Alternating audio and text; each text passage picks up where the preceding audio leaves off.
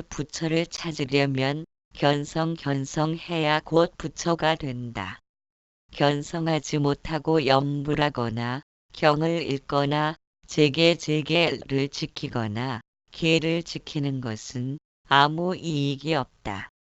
염불은 왕생하는 인과를 얻고 경을 읽으면 총명해지며 계를 지키면 하늘에 태어나고 보시하면 복의 과보를 받지만 부처를 찾으면 아무것도 얻는 것이 없다. 만약 스스로 밝게 깨닫지 못했으면 선지식을 찾아가 생사의 근본을 깨쳐야 한다. 만약 견성하지 못했다면 선지식이라 할 수 없다.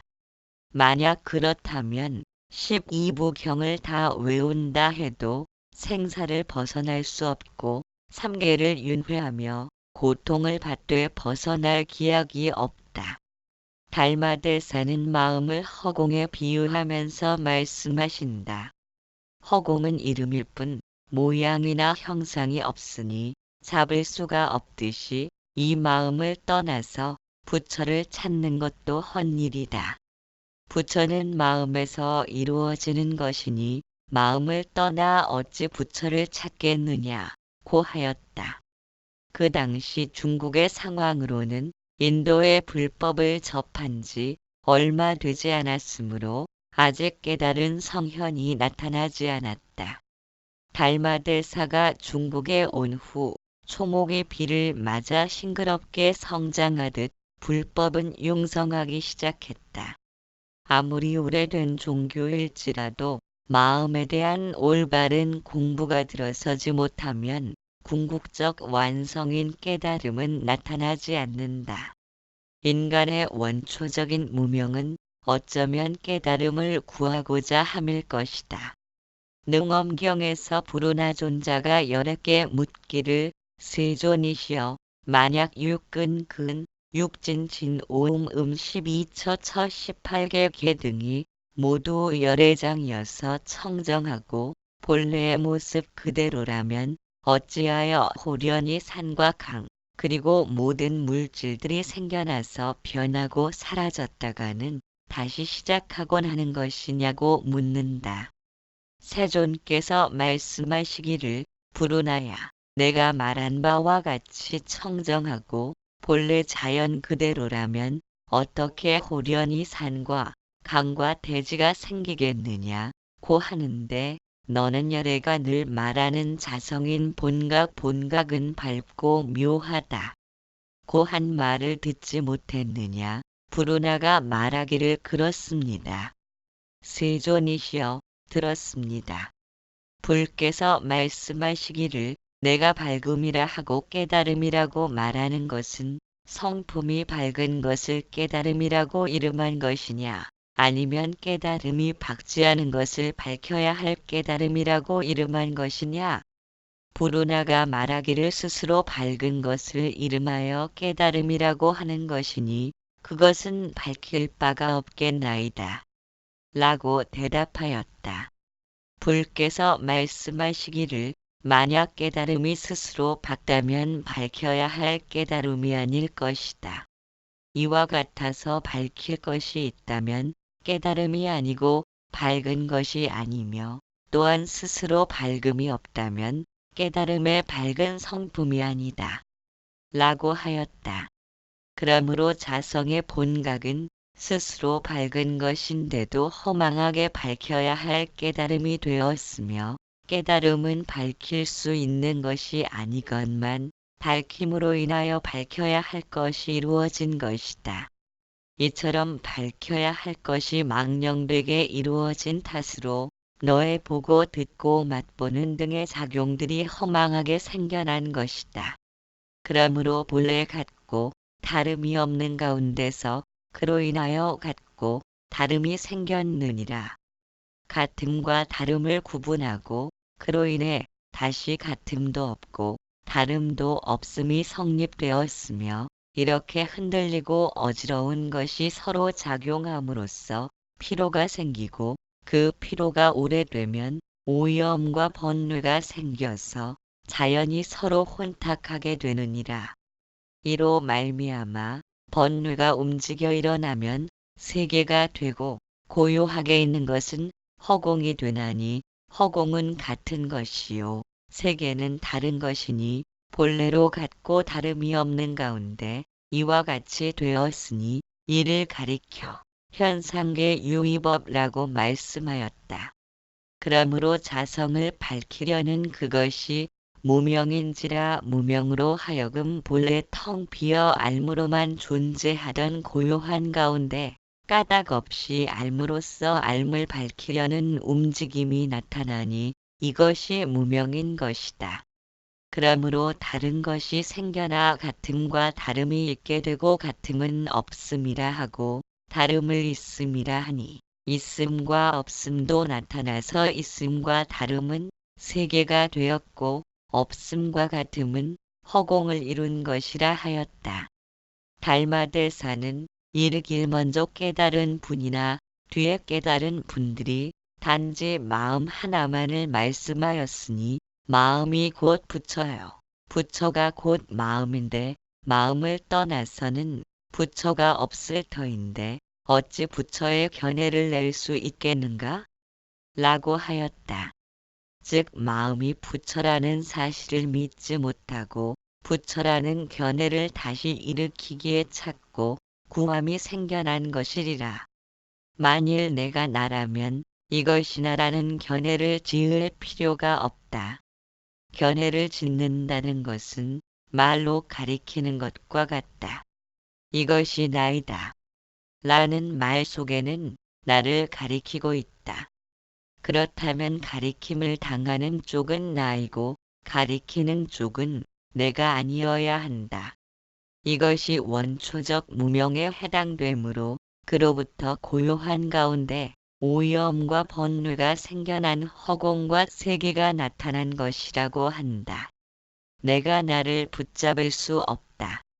무엇으로 나를 붙잡을 것인가? 손으로 나를 붙잡는다면 손은 내가 아니어야 한다. 이와 같아서 부처를 찾는다는 것은 이미 마음을 떠난 것이다. 그러므로 본심을 알지 못하고 무정물 돌나무에 얽매여서 자유롭지 못한 것이다. 만약 마음이 부처님을 믿지 못한다면 스스로를 속이는 것이니 무엇을 하든 아무런 이익이 없다고 하였다. 이와 같이 부처를 찾고 구하는 유의행을 통해서는 마음과 부처가 서로를 속일 뿐이니 부처는 어디에 있는가? 마음 그대로 부처이면서 그것을 알지 못하고 부처를 찾는다면 부처는 허물이 없으나 중생이 잘못된 것이다. 부처 눈에는 전부 부처밖에 보이질 않으나 찾는 그것이 병이라 중생의 눈에는 중생밖에 보이질 않는다. 그러므로 어떤 견해라도 짓게 되면 이미 거짓된 나를 세운 것이라 붙다는 견해치는 모든 것을 악마로 규정한 것이리라. 소행이란 견해가 들지 못하도록 마음을 한 곳에 집중함이며 그렇지 못하고 육신만 구속하려 들면 귀신굴에 빠진 것이다. 사방을 돌아다니며 물을 찾는 물고기는 어리석다 말하지만 우리도 역시 찾고 구함을 끝내기 전에는 물 찾는 물고기와 다를 바 없다.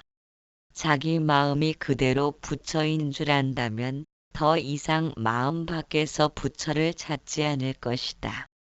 그것이 찾고 구함을 끝내는 것이며 인간으로서 그보다 더한 축복은 없으며 그보다 더한 영광은 없다. 그러나 마음을 가지고 부처를 찾는다면 끝끝내 부처를 알 길이 없다. 만일 어떤 사람이 컵이 빈 것을 모르고 계속 비우려 한다면 그 컵은 결코 비워질 수 없다. 또한 모자를 쓰고도 모자를 찾고 있다면 그 사람도 역시 모자를 찾을 길이 없다. 허리를 숙여 땅만 헤집으며 모자를 찾으려 할 것이기 때문이다. 이러한 패단이 모두 자기 마음이 부처인 줄 모르고 마음을 가지고 바깥으로만 부처를 찾기 때문이다. 그래서 마음이 곧 부처임을 보려면 성품을 보아야 한다고 하였다. 부처가 되려면 견성해야 한다고 하였으니 견성이란 성품을 본다는 것이며 그것이 무엇인지 황벽 스님께 배휴가 묻는 구절을 살펴본다. 배휴가 대사께 물었다. 자성을 보는 것 견성이란 무엇입니까?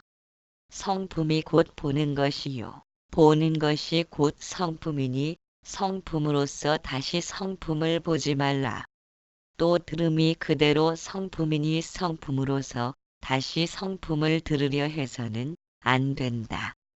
그렇지 않으면 내가 성품이라는 견해를 내며 능히 성품을 듣고 능히 성품을 보아서 문득 같다거나 다르다는 견해를 일으킨다. 저 경에서 분명히 말하기를 볼 수 있는 바는 다시 보지 못한다고 하였으니 너는 어찌 머리 위에 다시 머리를 얹겠느냐? 성품이란 보는 것도 보지 않는 것도 아니며 법 또한 보는 것도 보지 않는 것도 아니다. 만약 견성한 사람이라면 어느 곳인들 나의 본래 성품이 아님이 있겠느냐? 그러므로 육도, 사생과 사나 대지가 모두 내 성품에 맑고 밝은 본체 그대로이니라. 분명히 말하건대 어떤 법이라도 본래로 속박하지 않는데 어찌 풀어헤칠 필요가 있겠으며 또 본래 물들지도 않는데 굳이 맑게 할 필요가 있겠느냐? 그러므로 말하기를 모든 법의 참다운 모양이 이와 같거늘 어찌 말로써 설명할 수 있겠느냐고 하였다. 즉 보고 듣고 깨닫고 아는 견문각지가 그대로 성품이며 성품은 곧 지켜봄이며 알아차림이다. 그런데 여기에 견해에 장애가 붙게 되면 허망함이 생겨나는데 그것이 생멸하는 마음이다. 생멸하는 마음을 통해 분별하고 비교하고 선택하려는 의도를 지니게 된다. 그러나 생멸심은 본래부터 주어진 것이 아니라 성장하면서 교육받고 경험하며 쌓여진 것이다. 그래서 제각각 마음씀이 다르고 살아온 환경에 따라 부정적인 시각을 갖기도 하고 긍정적인 시각을 지니기도 하는 등 천차만별로 나타난다. 생멸심은 비교와 의도를 일으키는 탓으로 우리에게 고통을 겪게 하지만 성품은 그렇지 않다. 견성을 하게 되면 한 물건이 나타나는데 그것이 내면의 모든 것을 지켜보고 있음을 깨닫게 된다. 지켜보는 그 마음은 항상 늘 그대로 거기에 있다. 그 마음은 어떠한 것에도 물들지 않으므로 변해감이 없기 때문이다. 물들지 않고 변해감이 없다는 것은 늘 그대로이며 늘 그대로인 것은 생겨난 적도 없고 소멸하지도 않는다. 그것이 우리들 성품이며 일단 견성을 하게 되면 불퇴전의 지위를 얻게 된다. 불퇴전이란 앞으로 나아가서 성불하는 것은 본인의 선근공덕에 달렸지만 뒤로 물러서지는 못한다. 보살 10지에서 7지까지는 유의적인 노력을 통해 접근할 수 있지만 8지인 부동지부터는 노력이 장애가 된다. 9지인 선해지와 10지인 법은지로 들어서는 것은 무위로서 행해지는 것이기에 그럴 것이다. 성품에는 어떠한 견해라도 달라붙을 수 없으므로 의도적인 행함 즉 자기를 지닌 마음과는 속성을 달리한다. 변함없이 늘 그대로인 것은 허공과 같아서 모든 만상이란 그 바탕에서 생멸하는 것이므로 그것 아닌 것도 없다. 그래서 모든 생명체는 진화가 가능한 것이다.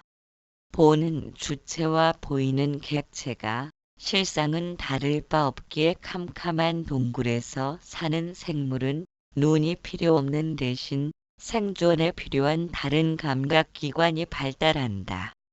만일 주체와 객체가 확연히 다르다면 생명체의 진화는 불가능할 것이다. 성품이란 텅 빈 스크린과 같고 생멸심은 영상이 스쳐감과 같다. 성품의 스크린이 우리들 내면에 존재하기 때문에 보고 듣고 맛보며 촉감하고 뜻을 일으키는 모든 것이 스크린에 투영되고 있다. 감각기관에서는 육근으로 나뉘어져 눈은 보기만 하고 귀는 듣기만 하고 피부는 촉감을 느끼기지만 하지만 내면의 스크린에서는 하나인 전체로서 존재한다. 육근의 작용이란 보이고 들리는 형상과 소리와 맛과 냄새들을 단지 내면의 스크린으로 당겨오는 매개체일 뿐이다. 그래서 잠들어 의식이 없고 눈이 감겨 있어도 꿈을 꾸면 생시와 똑같이 보고 듣고 생각을 일으킬 수 있는 것은 내면의 스크린이 존재하기 때문이다. 눈으로 본 형상이나 귀로 들은 노래 등은 내면의 스크린에 담겨 있으므로 그것을 떠올려 기억해낼 수도 있다.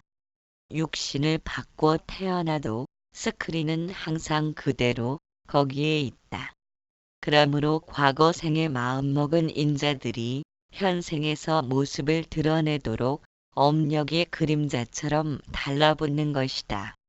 우리는 곧 내면 스크린이다. 그것을 깨닫게 되면 번뇌와 고통에 물들지 않는 불멸의 존재임을 알게 되고 온 세상의 모든 것은 단지 스크린을 지나치는 아지랑이와 같아서 중생과 부처, 번뇌와 해탈, 생사와 열반조차도 매달릴 필요가 없는 공허한 것들 뿐이다. 타는 듯한 욕망의 불길이 꺼지고 나면 영원히 번뇌를 벗어난 평안에 이르게 된다. 더 이상 찾고 구함이 끝난 것이다.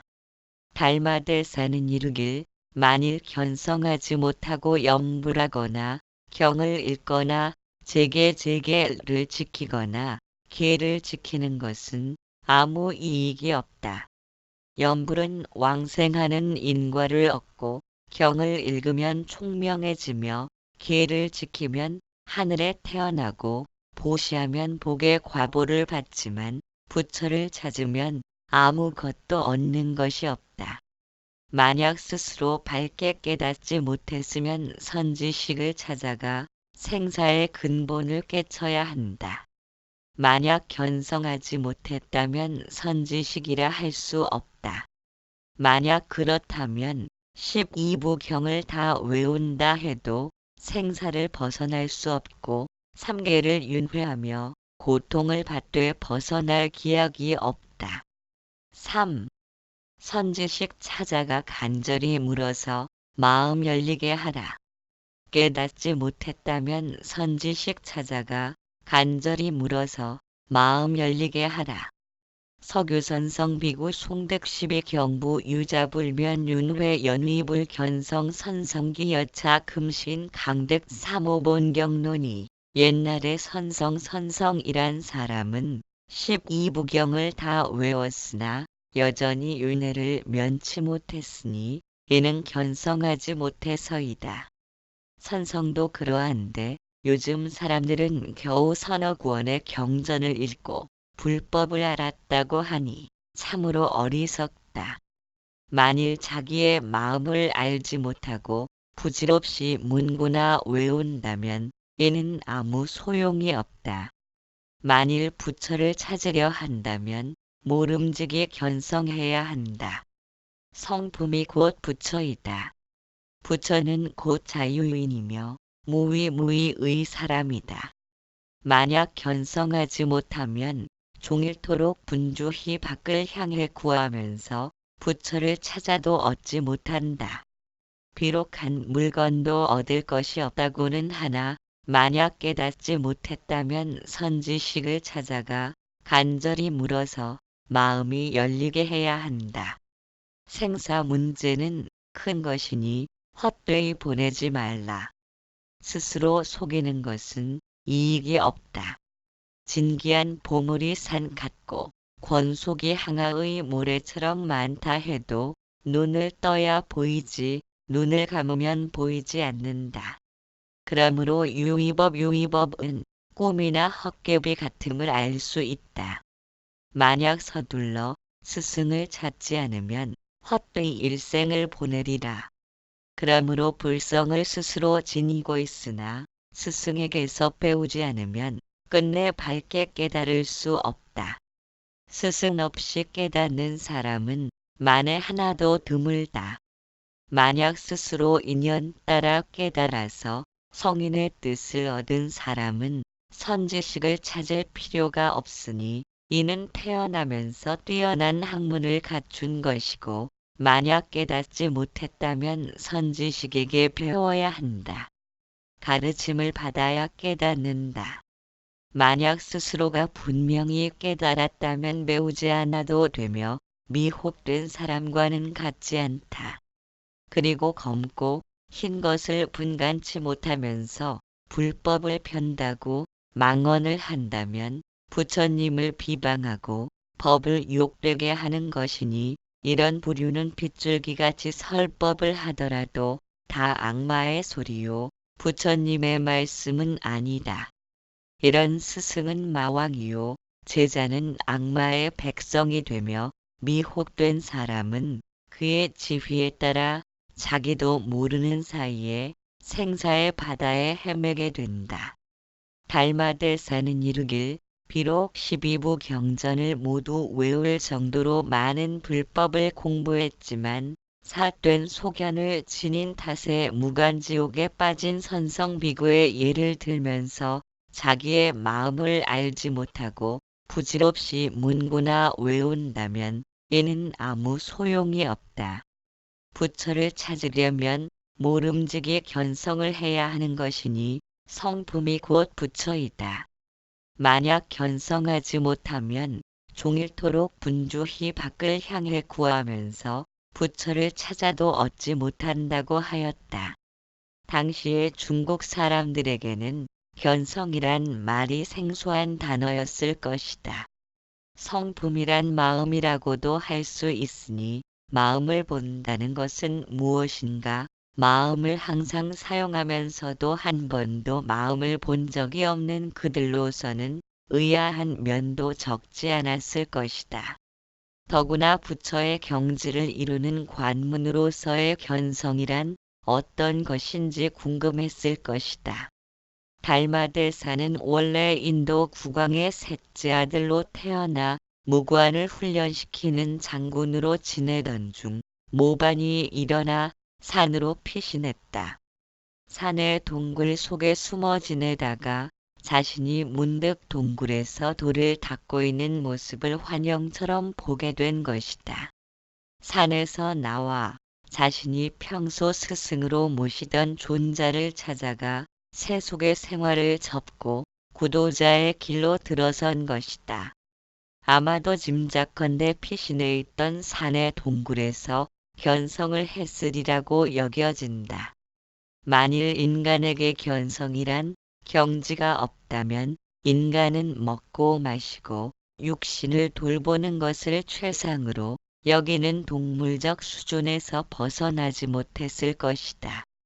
그렇다고 해서 견성이란 것이 죽자고 노력하며 애를 쓴다고 해서 얻어지는 것도 아니다. 부지불식간에 드러나는 것이 견성이며 그러한 상태는 아마도 오랜 옛적부터 인간에게 나타나기 시작했을 것이다. 여러 가지 잡다한 생각을 멀리하고 고요하게 좌정을 하던 고대인들에게 내면의 폭발을 경험하게 된다. 우리도 마음을 가라앉히고 선정에 깊이 몰두하다 보면 내면의 폭발을 경험한다. 내면의 폭발을 경험했다 손치더라도 간밤에 꾸었던 꿈처럼 사라지기도 한다. 그런데 어떤 폭발은 오르가즘과 함께 온다. 그것은 경험하기 전과 경험한 후가 확연히 달라지게 된다. 또한 선정에 들어야만 나타나는 것이 아니라 달리기를 하다가도 그러한 폭발이 나타나면 그는 이제 끝없이 달려야 한다. 그에게 달리지 않는 삶은 무의미할 뿐이다. 여러 면에서 인간은 내면의 폭발을 경험하는데 다른 종류의 폭발은 경험되고 소멸하지만 견성은 그렇지 않다. 견성한 이후로는 과거의 삶과는 전혀 다른 양상을 맞게 된다. 세상의 거지발사계보다 못한 것이다. 발사계는 발이라도 따뜻하게 해주지만 세상이 견성의 앞을 스쳐가는 그림자처럼 지나칠 뿐이다. 세상은 시든 꽃처럼 공허한 거짓의 영상에 불과함을 알게 된다. 세상을 통해 위안받으려던 자신의 노력이 헛수고이며 더 이상 세상에 매달린다는 것은 아무런 의미도 없다. 달마대사는 강력하게 사람들에게 견성을 이야기한다. 그것은 엄청난 파급력을 지녔을 것이다. 사람들에게 처음 보는 과일을 이야기하고 한 번 그 맛을 본다면 영원히 번뇌를 벗어나 평안을 이룰 것이라고 한다면 누구나 솔깃해질 것이다. 더구나 막연한 천국을 이야기하는 것도 아니고 죽어서 경험할 수 있는 파라다이스를 말하는 것도 아니다. 바로 지금 여기서 살아있는 그 상태 그대로 이상으로만 꿈꾸던 천국의 낙원을 실제로 경험하는 것이다. 어느 누가 관심을 갖지 않을 수 있겠는가? 달마대사 이후의 선사들은 견성에 관해 크게 논하질 않았다. 아마도 그것은 견성이란 노력에 달린 문제가 아니었기 때문일 것이다. 해능대사도 뗄나무를 팔러 갔다가 금강경 독송하는 소리에 마음이 열렸다는 것은 업력이 존재하기 때문이다. 오래도록 구도의 길을 걸었기에 자신이 걸어온 삶의 이력에서는 벗어나질 못한다. 그것은 개체의 자아란 존재하지 않음을 의미할 것이다. 이와 같은 영역이 있기 때문에 인간이 해탈하기 위해 죽자고 노력한들 육신만 고달프게 만든다. 그래서 붓다도 고행을 멈추고 고행의 길이 깨달음의 길이 아님을 간파한 것이리라. 그래서 제자들에게 깨닫고자 한다면 두 가지를 염두에 두어야 한다고 말씀하였다. 첫째는 마땅히 생사하는 원인을 잘 살펴보아야 하며 둘째는 수행할 때에 내는 마음이 과 받을 적에 얻을 각과 같은가 다른가를 잘 살펴보아야 한다고 하였다. 첫째에 바퀴 돌듯 생사를 전전하는 원인이란 살생 도적질 음행이 원인이라 할 것이다. 남의 목숨과 재산을 억울하게 빼앗으면 다음 생에 그것을 갚아야 하니 유전하는 것이고 음행이 이루어지면 다음 생에 인연이 되어 만나야 하니 그것이 생사를 전전케 하는 원인이라 할 것이다.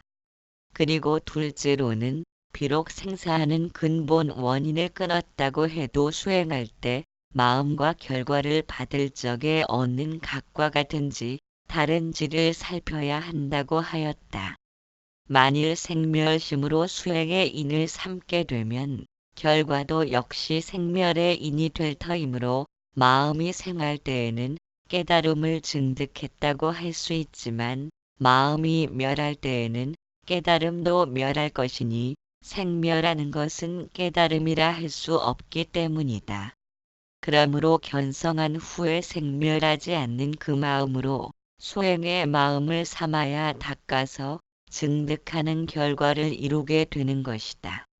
달마대사는 이르길 비록 한 물건도 얻을 것이 없다고는 하나 만약 깨닫지 못했다면 선지식을 찾아가 마음이 열리게 해야 한다.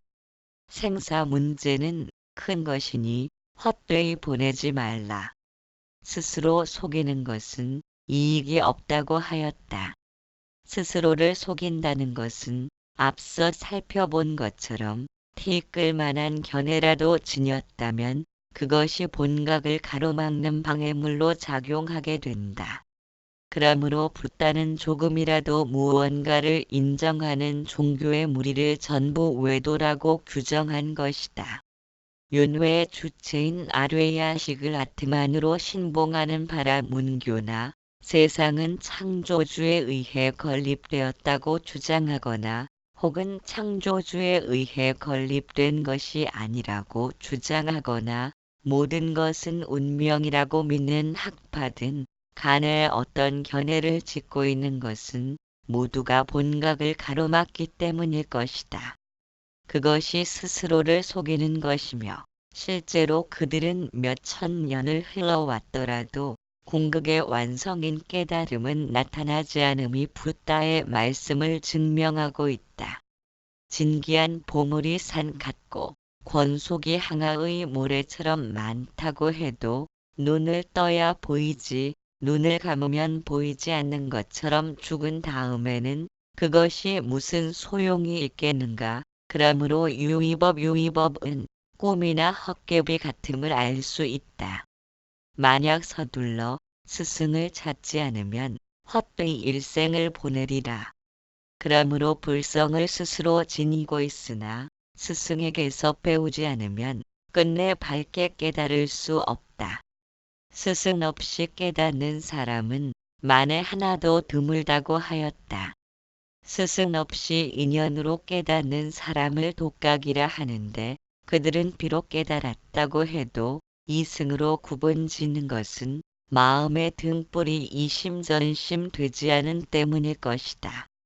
또한 혼자서 깨닫고자 한다면 무언가를 얻고 배우려는 습성에 틀 잡혀있기 때문에 애써 노력한다 해도 어쩔 수 없이 외도의 길로 들어서게 된다. 붓다께서 앞서 말씀하신 두 가지 중에서 인횡 때 마음이 과받을 적의 마음과 같아졌다는 것은 견성을 의미한다.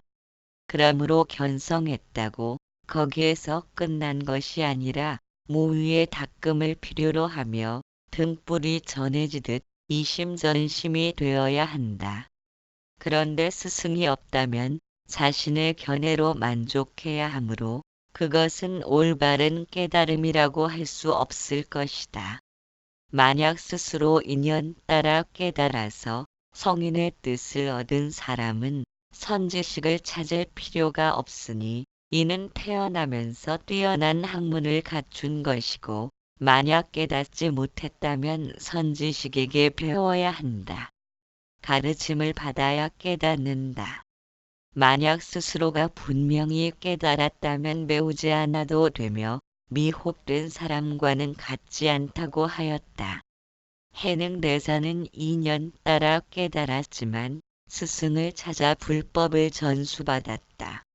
물론 깨달음의 맛은 한결같아 다를 바 없겠지만 깨닫고 난 뒤에는 고통받는 중생을 위하여 아낌없이 몸을 던져야 한다.